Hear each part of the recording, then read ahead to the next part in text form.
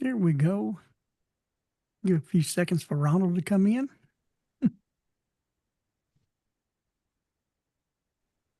Alrighty, looks like we are live on YouTube again this week. How's everyone doing? Fine, thanks, Terry. How are you?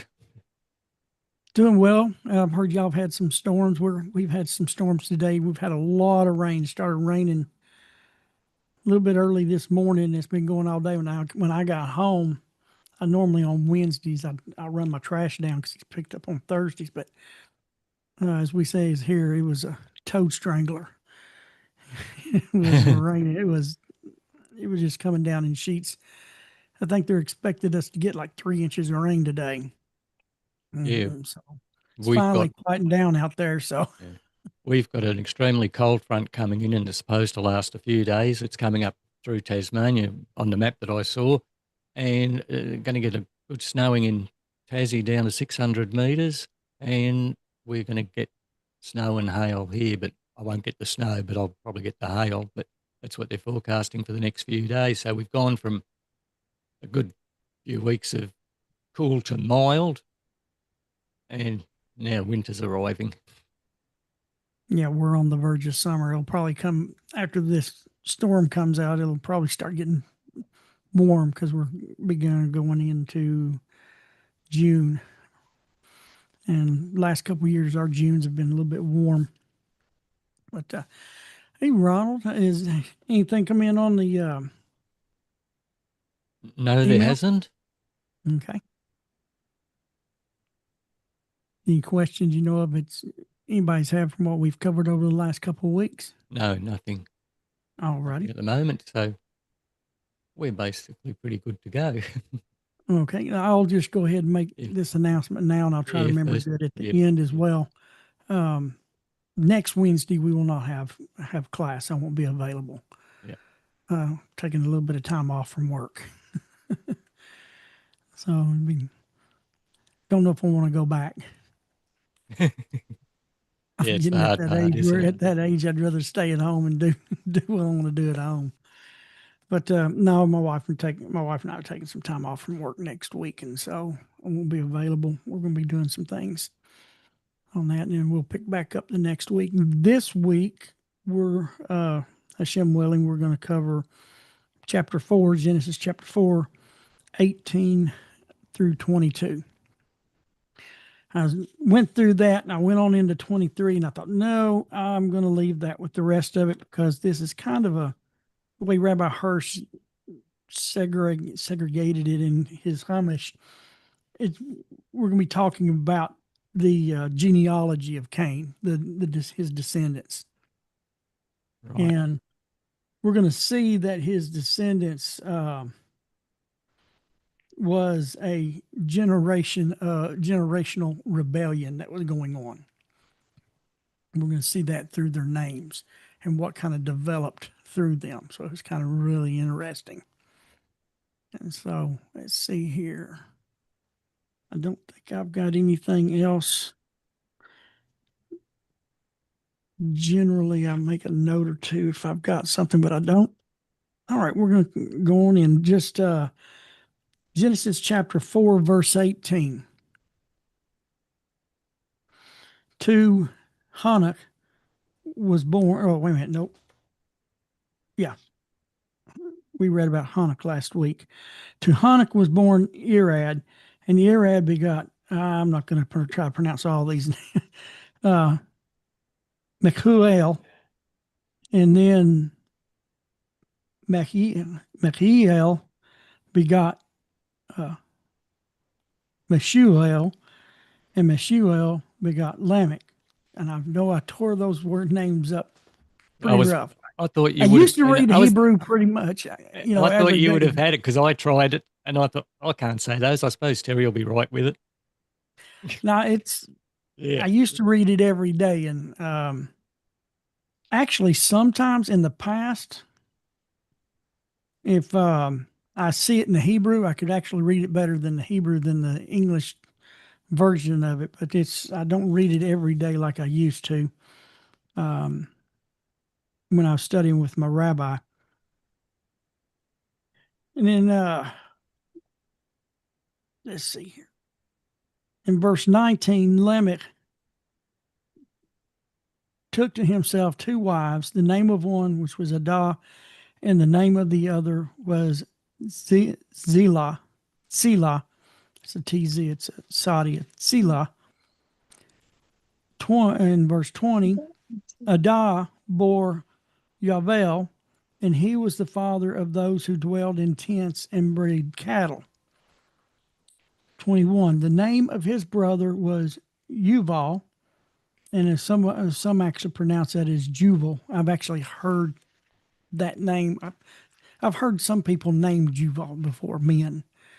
And he was the father of all of those who play the lyre and the flute. And in verse 22, Selah too gave birth to Tuval Cain, who sharpened every instrument that cuts copper and iron, and the sister of Tuval Cain was Naamah. Back to verse 18, says, Rabbi Hirsch says here that what we find in the genealogy of Cain's descendants is that in the days of Cain and Hanok, they began to build cities, that's which we discussed last week. Subsequent generations developed the urban character of city life with its principal qualities. Clearly, Yuval and Tuval Cain significantly arts and industry, and we're going to see this as we go through their individual names. In Bereishis Rabbah, which is one of the writings of the Jews on their discussion of the scriptures, in chapter 23, it says it asserts that all of these names alludes to a rebellion against God that continued from generation to generation. That each of these names, as they were being born, the names they were given, is a continual form of rebellion in each one that came down from Cain. We had some thunder. On the basis of the foregoing, we will attempt to offer a line of interpretation, which he's going to be going through the names, which may or may not be valid, because they were saying this is discussion between the rabbis on some of these names. He says, but since the names listed here appear again later only to slightly modify in the genealogy of Seth's descendants, it is logical to assume that there is a significance in these names. And we've all known that any of us have studied, scripture in a long time, names have meanings, and meanings of the names shows the character of that person and what's going on. And that's one reason why, the Creator sometimes changed names, like when he added the hey to Abraham to Abraham, and things like that and then they changed from, Jacob to Israel. And so there's been name changes in the Hebrew scriptures along the way.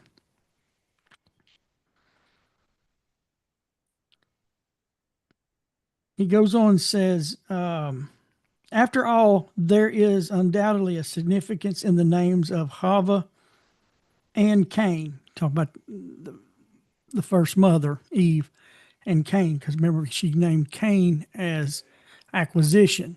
She acquired. And then we seen that acquiring became a part of his personality throughout his whole life. I think we had got in pretty good discussion about that with Andy on Sunday, didn't we? Yeah, we tend to carry over from here to Andy. There you go. It says, in the latter names of Enosh and Noah. When we get to Enosh, we're going to look at that because Enosh is the one who brought idolatry into the world. And when we get to that specific, his name and what's going on there, I'm going to go through the Rambam's teaching on the generations of Enosh and what happened is really good. And he is the one who introduced idolatry into the world. It says, indeed, an attempt to explain the meaning of these names is needed, for almost nothing is told about these generations other than the names themselves. So this is what we, through the names, we kind of gain some insight of what each generation was like.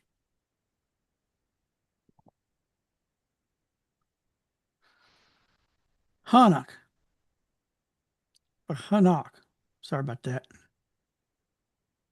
Cain was forced to rely on abilities that are innate in every human being. These abilities existed in potential, but to bring them from potentiality to actuality, there was a need for development and training.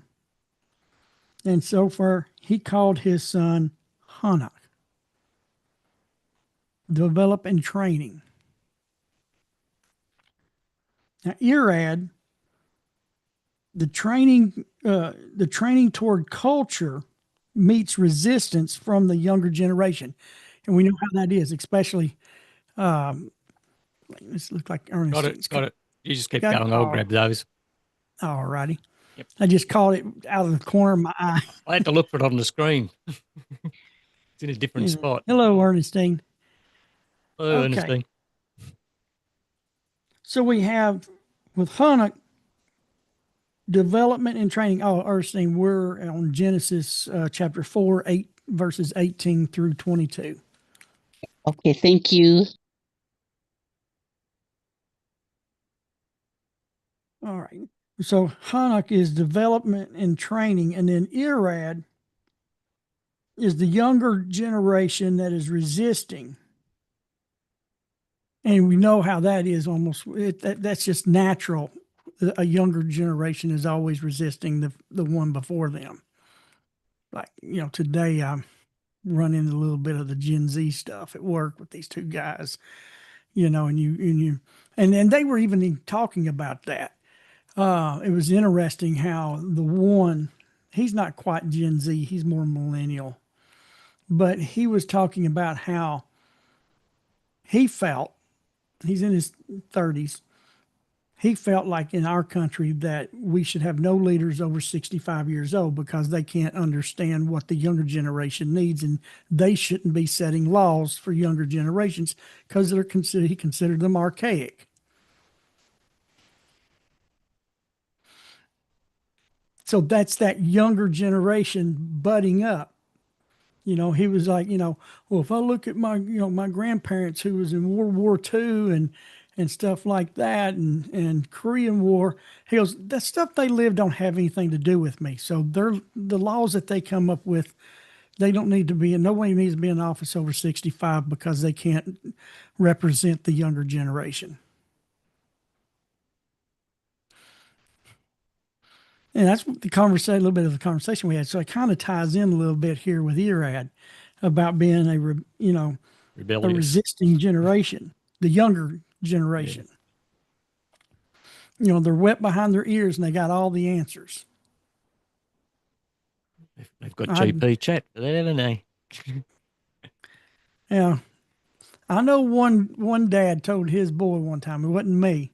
So since you got all the information, then get out of the house. You got all the information you need to know to support yourself. You need to go. You're no longer underneath my roof. You're not eating my food, not using my gas. You got all the answers. Go on. Take your answers and figure it out yourself. That's what you tell when you got a boomer as a dad, the boomer generation is the children of the, what we call the boomers here. I'm one of them. I'm one of them. Yeah. I'm actually Gen X. My boomer ended in 64. I was born in 65. And so I, used to my grandpa, he's served in World War II, and dad, he never was called to Vietnam, but he's Vietnam era. But yeah, so Irad is the training toward a culture that meets resistance from the younger generation who seeks to throw off all restraint, refuses to assume the yoke of culture. In all likelihood, this alludes to and occurs only here in that generation with Irad. Irad was born to Hanok against his will, as it were. The generation was rebellious and did not keep the path, contrary to Hanok's will. So Irad's generation was known to be resistance and throw off the yoke of culture. And what's interesting is when you get to the generation of the flood, the Derek Eretz there, or can be translated as the way of culture, the way of the land, they threw off the culture of the land. And generally, when you have a generation throwing off an established culture, it's generally not that generation, whatever comes forward, it's generally not a good generation of people. A lot of evil goes on.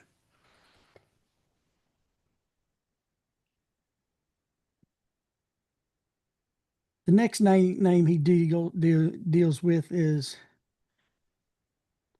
Mehujael. Some of these words are fun when you got guttural sounds right in the middle, and then you got the ooh right next to it. He was born of Irad, and his name, according to tradition, means one in whom godliness was blotted out. One in whom godliness was blotted out.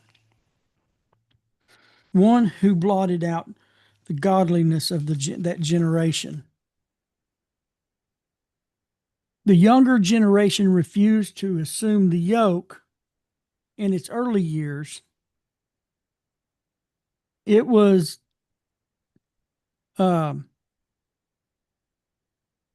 Mehujael, the passive generation for whom godliness had been blotted out. Later, as it grew older, it became active and strove to blot out the godliness from the hearts of others. So you have this development and training, throwing off the yoke, and then blotting out godliness to the point you begin to try to blot it out from the hearts of others. Actively blot it out. So you see, it keeps just going downhill with Cain.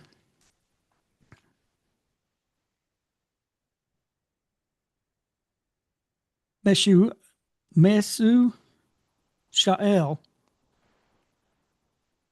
with his root of his name, means seeking masses of people.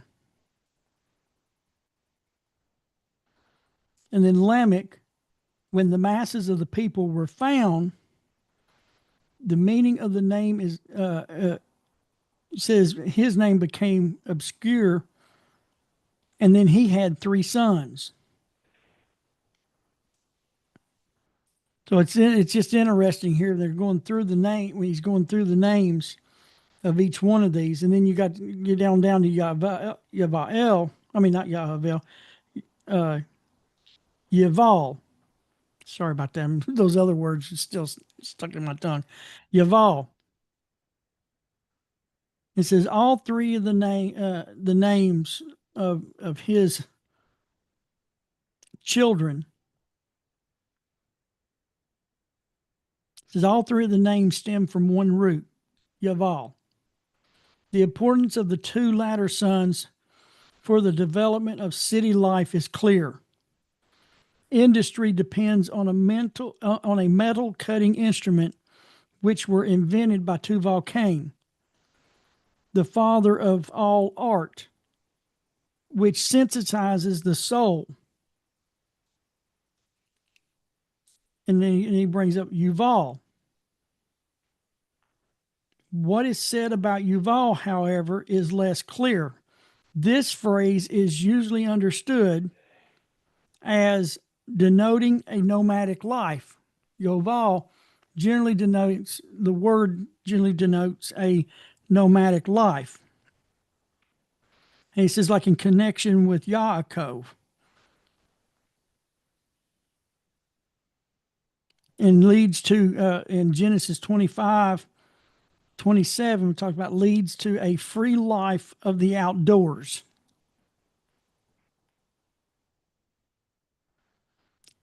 And so thus, Yaval was the first. Let me back up a little bit.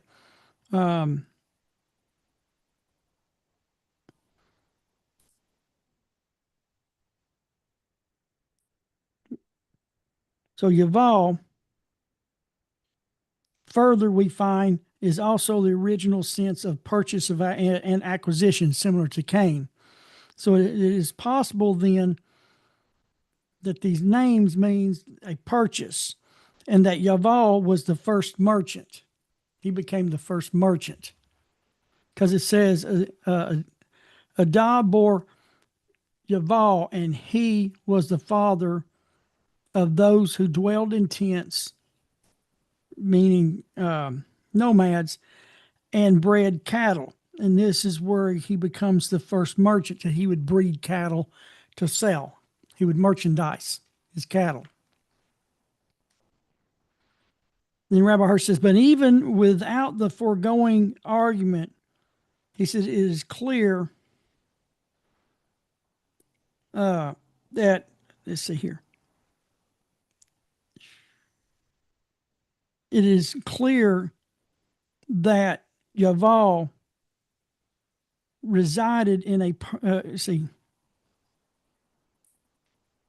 resided permanently in one place. So it's kind of interesting that dwelling in tents is known about nomads, but Yaval stayed in place. He dwelled in tents, but he stayed in place. And then he bred cattle. He goes on and says, the property owners who raise the cattle for the needs of industry and their vocation is constant with city culture. Because remember, we talked about last week that the city dweller cultivated people, not the land. And so now they're cultivating these cattle for the sake of the people that lived in the city. So you see industry is beginning to take form. He goes, on the other hand, nomads who led their flocks in search of pasture. Like Joseph says to the Egyptians, and the Pharaoh had flocks. But Israel was known as a nomadic people. They traveled around, and we know in history that Egypt did not like the shepherds. That's one of the reasons why they put Israel down in the lower end of the section where they were at, because they looked down on shepherding people, or shepherding peoples, put that way.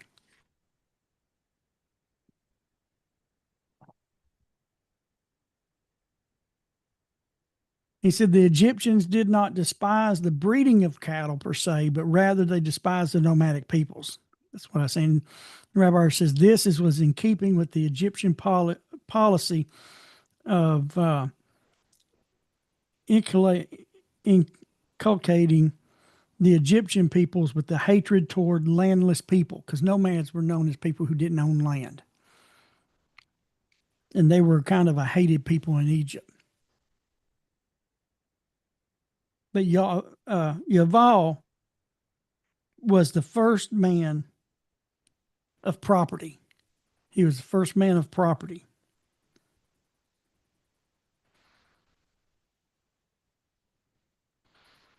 And so all these three names means to bring in, to bring home, thus produce.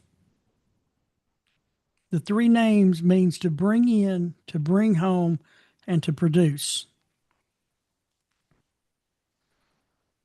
The name of his brother was Yuval. He was the father of all those who play the lyre and the flute.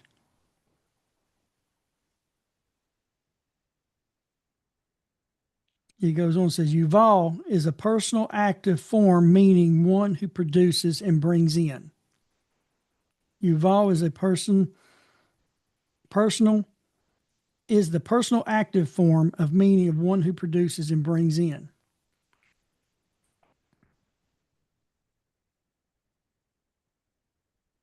And then the Jubal is the passive form that is opposite. It is dependent on the other for his produce because he produces nothing. Remember the art.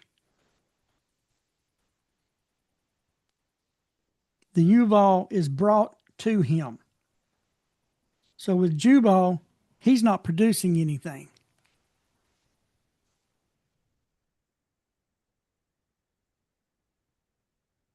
It says the father, Juval, the father of all of those who play the lyre and the flute, in other words, art. In Cain's world, art is just as necessary as industry. When a man departed from God, inner harmony departed from man's heart.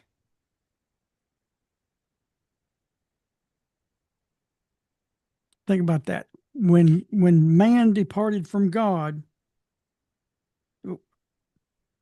his inward harmony also departed. And to be able to bring harmony back to man's heart, then art, playing music, paintings, those things begin to bring inner meaning to people. It replaced the harmony that came from God.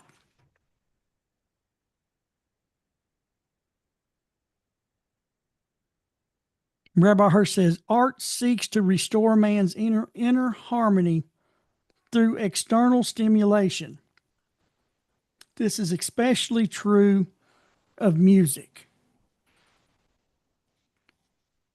Music expresses neither images nor concepts,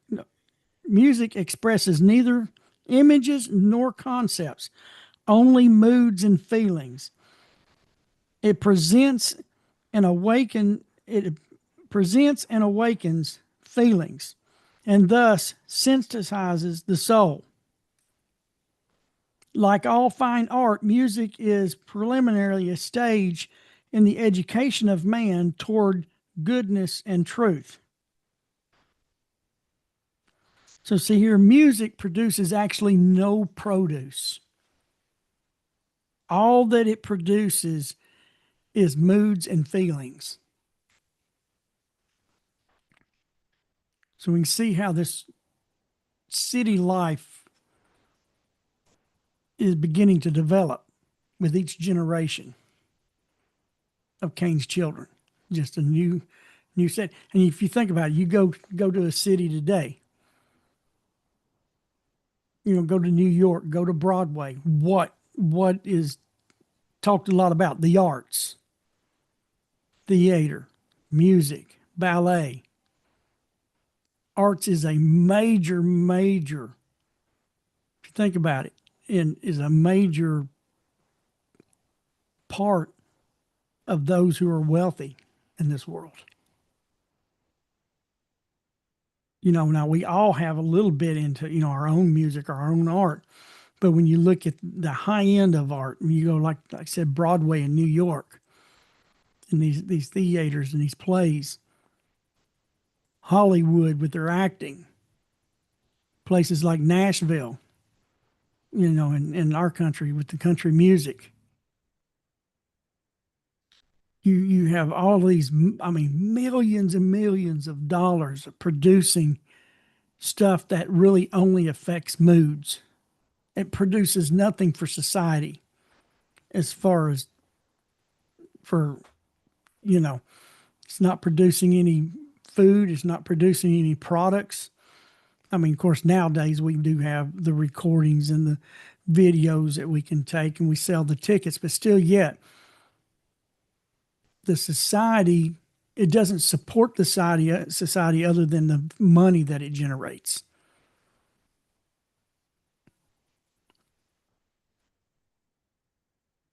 So this is where the soul was being sensitized, since it was no longer being sensitized by God. Not saying that art is godless. There's a very important part that art plays in all of our lives, and God allowed it to be created, and it's very important. But in the beginning here, we can see how this was part of the building and development of cities.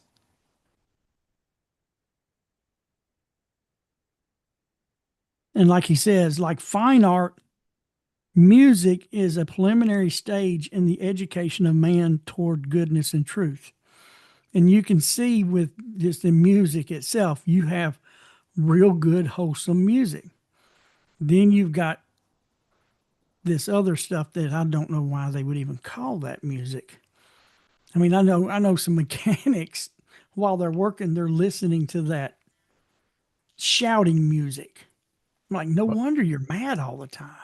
All you're listening to is this music that's angry. I mean, I don't know what you call it, but Rap. It's called a racket. Rap. No, that's rap. No, that's different. No, Is it? This music is angry. It's I mean, just they're shouting Oh. and screaming. Don't know that lot. Haven't heard it. I mean, no, I know some mechanics. There's a couple mechanics over at Lexus. They'll have it playing while they're working. I'm like, and this one guy does have attitude issues. And I'm like, no wonder you're listening to that all day. You're mad. Throw some Lawrence Welk in there. No, that put him to sleep. And just said it's death metal. Death metal. Yeah, I guess I don't know the proper name for it, but Yeah. it's just it's angry music. And one particular guy I know that's all he listens to. He had anger issues. Bad, throwing things, stomping around. I'm like, it's whatever you're putting in, you're going to get it out. And if you're putting in that angry stuff, you're just going to dispel angry. Because, like he says here, it expresses neither image nor concepts, but only moods and feelings. You can't even be philosophical, really, with music.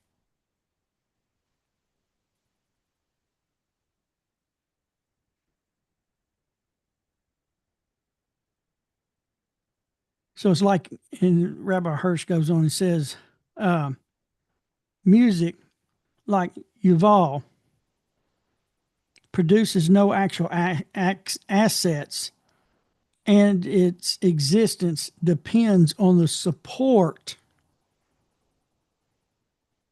of those who owns property and produces. Those who produce the arts depends on the support of those who produce property, who owns property and produces, materials. And if that makes a lot of sense. Like I said, you look at all the money that goes in, but a lot of the people going to see this stuff and buying this art museum, they're the ones who are out here doing the work. They're producing. And they've taken the money that they've gained from producing to support those who do the arts, because the arts do not produce any assets on their own selves.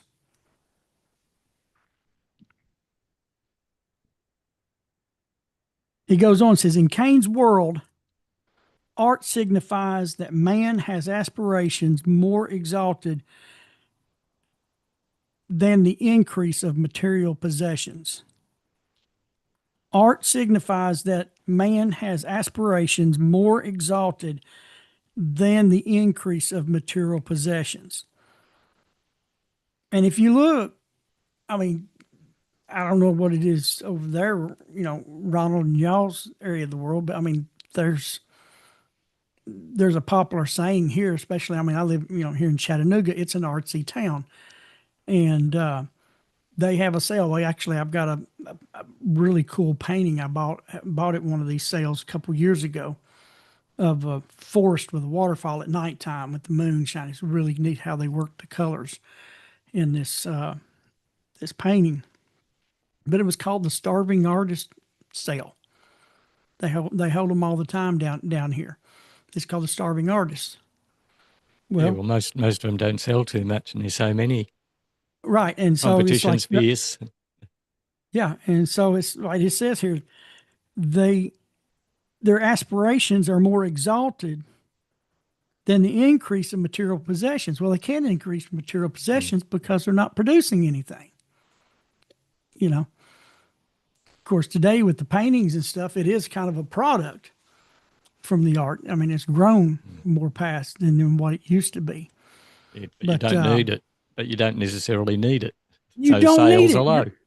You're right. You don't have to buy it. You know, I bought this one because I like the mountains and the streams and the forest. And it was really a neat, the way it's kind of a blue. It's kind of a dark blue because it's like it's a nighttime painting of the forest with the moon shining on a waterfall. You know, so it's kind of got that night it's not fully dark, but it's got that blue tint to it. And I thought it was really neat the way the artist did that. Like I said, I didn't need it, you know, Yeah. because they don't really produce anything that benefits society in its existence. Like if it didn't exist, it wouldn't actually stop society from existing.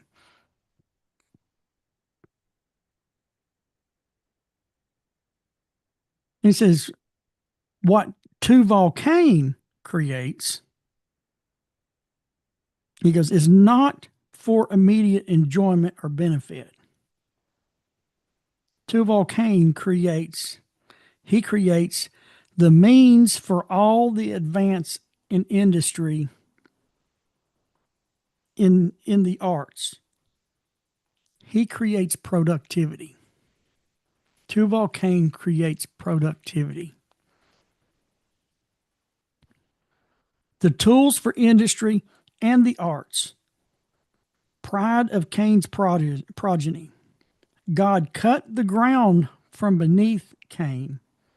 It will no longer yield him its produce. But now he no longer needs the produce of the field. His mind, Cain's mind now is his field. His mind produces mechanical skill, the mighty lever of industry.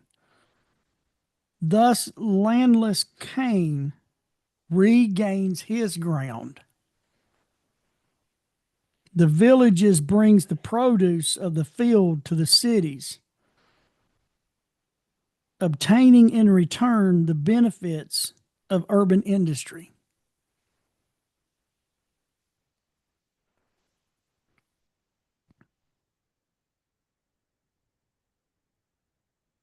And then the last name, Naamah.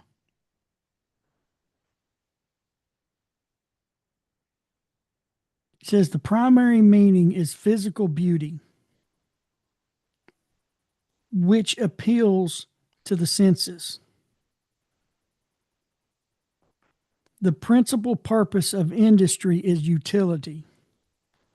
When beauty is joined to utility, when taste is applied to industry, then we have progress. This combination is a first step toward a higher value.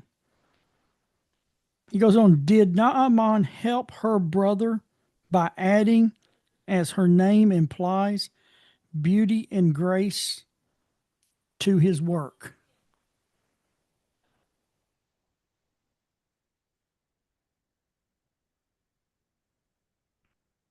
It's interesting because this morning, hold on.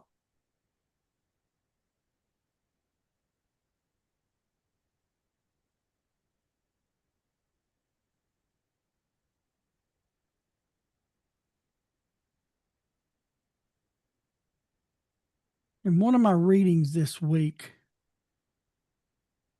it was on beauty. So it's interesting. So it says here, Rabbi Hirsch says, her primary meaning is physical beauty, which appeals to the senses. The principal purpose of industry and utility. I mean, how much money is made off of beauty? The selling of clothes, the selling of anything. throw a beautiful woman on it and it's going to sell. That's marketing. And then you've got all the makeups, the hair care, the aging products, all this stuff to maintain beauty going into the industry. And Naama's name meant beauty. So this is when beauty became injected into industry. And this doesn't tie directly, but it's interesting because it does somewhat have a connection. This is from Epictetus, who was the Roman slave. And I like what he says here.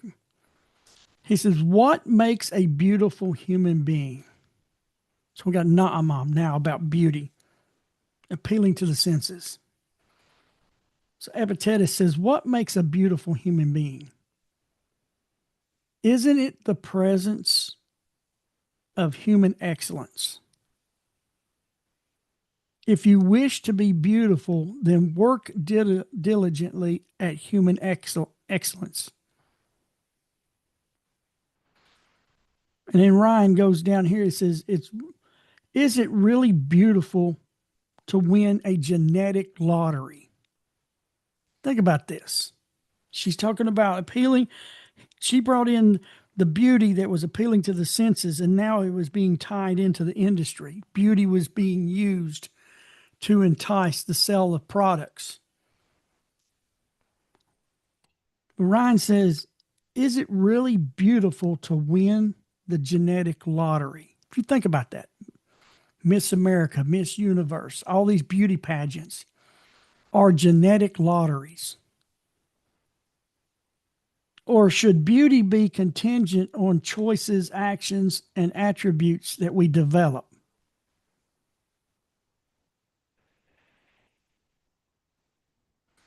He says, contemporary notions of beauty are ridiculous. Our standards for what's attractive are incredibly, he goes, unstoic, in that the prize and extolled things people have most no control over. What we're talking about, all these people that are winning these prizes that of beauty has really no control over. He says high cheekbones, complexions, height, piercing eyes. You don't have control over. That's what you're born with. That's what you get. That's the reason why he calls it a genetic lottery. I love that. I'll never look at a beauty contest the same again. Oh, it's just a genetic lottery. He goes, where he says, should beauty be contingent? He says, our beauty should be contingent on choices, actions, and attributes that we develop. And even, says, a sense of justice, a commitment to duty. These are beautiful traits, and they go much further and deeper than just appearances do. He says, be in control. He says, be in control of yourself. If that's not beautiful, what is? What he's saying, a beautiful person is someone who's in control of themselves, not their outward appearance. And I find that interesting that was part of my reading this week. It goes right here with Na'amah. Physical beauty, which appeals to the senses. The principal purpose of industry is utility. When beauty is joined to the utility, applied to industry, it says then we have progress. That's the way of the world, isn't it? You know?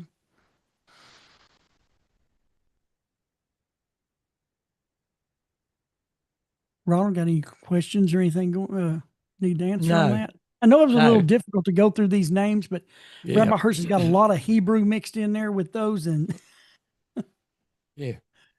They're calling it progress, but it's just modernization because in so many ways we've gone backwards. right. People occupations disappear and no real replacements for them.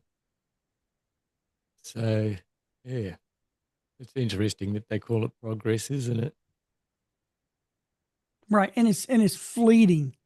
That's one of the things I'm learning in some of my studies about things that are fleeting that we shouldn't that we need to treat as indifference, that because it's fleeting, that we should not have emotional connections with those things which are fleeting, which could be our youth, could be, it's a lot of things. Things rust, rot, die. And so by not, being so emotionally connected to fleeting things, we can help our minds and our own emotions from being just overwhelmed. Depressions and things that comes in, a lot of depressions that comes in is, if you trace it back to the source, is a connection to something that's fleeting. And so we see here, it's interesting when we really look at all these names and what we learned tonight. If we could just kind of go through the development of a city life, the character of a city, I guess is the way Rabbi Hirsch puts it, the character of a city. We have the basic elements of the first cities on the planet, its outline, its foundation was built based on generations of rebellion against God. As they developed, as they cast off the yokes, doing things contrary to the will of their fathers, blotted out godliness, sought to blot out godliness from other people, becoming the property owners and also the first merchants dealing in merchandise. Then a section of the society that produces nothing.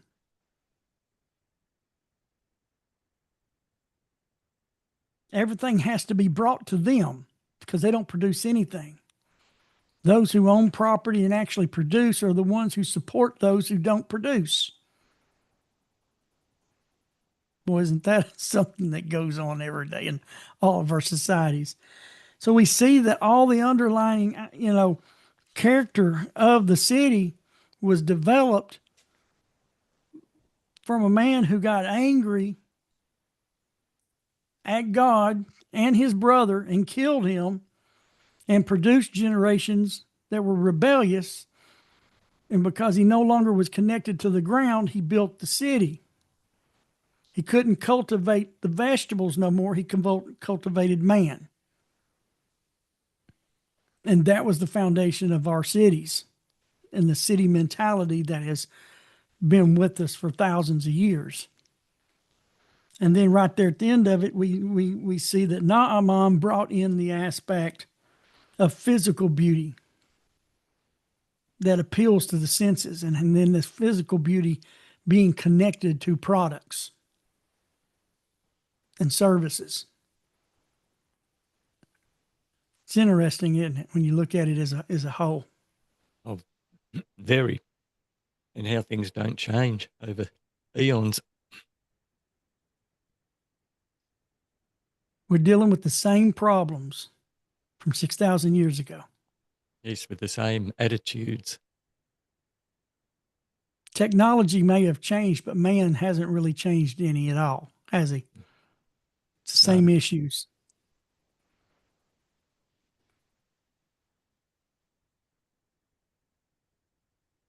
Anyhow,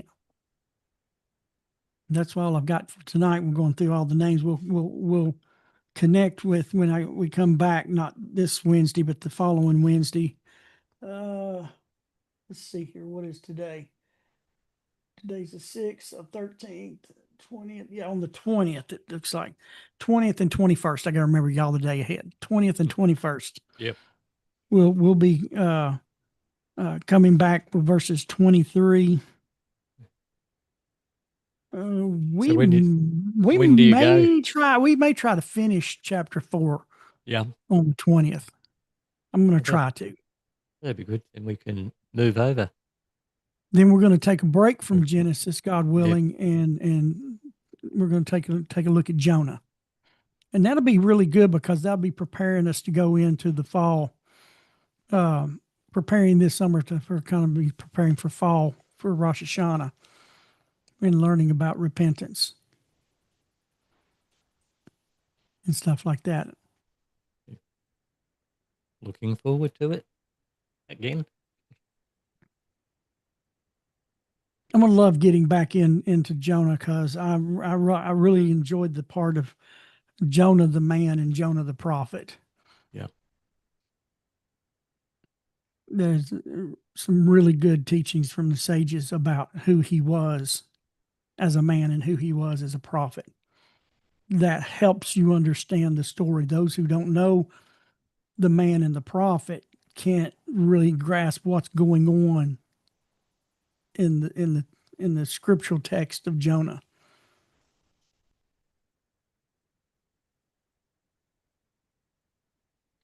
I didn't think it was going to go very long tonight. No, I didn't either. No. Not just those few passages. Yeah. Few names. And a bit of a genealogy, which wasn't anything really to say until you got the individuals. Right. It's just they're kind of the progeny of Cain is like the building blocks, not only of generations of rebellion, but the building blocks of civilized cities, not villages. The villages still was producing from the earth. They was but the cities don't produce from the earth the way from the fields.